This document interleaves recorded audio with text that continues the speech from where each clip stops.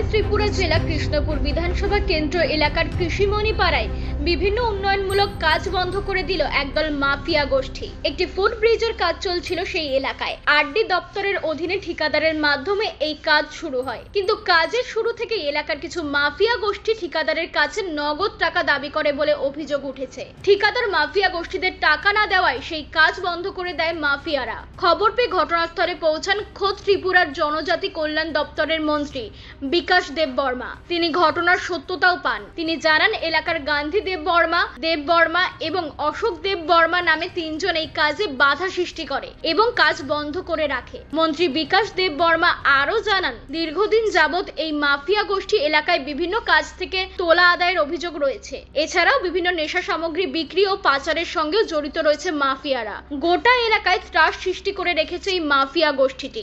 বিষয়টি মন্ত্রী বিকাশ দেব বর্মার নজরে আসতেই তিনি পুলিশ প্রশাসনের নজরে বিষয়টি আনেন এবং অভিযুক্ত মাফিয়াদের বিরুদ্ধে আইন অনুযায়ী ব্যবস্থা গ্রহণ করার জন্য বলেন।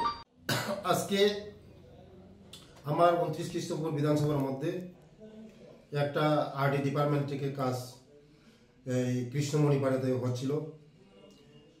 এই কিছু দুষ্কৃতিকারী কাজের মধ্যে বাধা সৃষ্টি করেছে এবং কাজ বন্ধ করে দিয়েছে।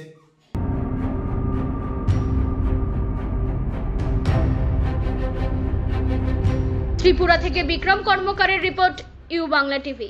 ইউ বাংলা টিভি, হৃদয় ছুঁয়ে যায়।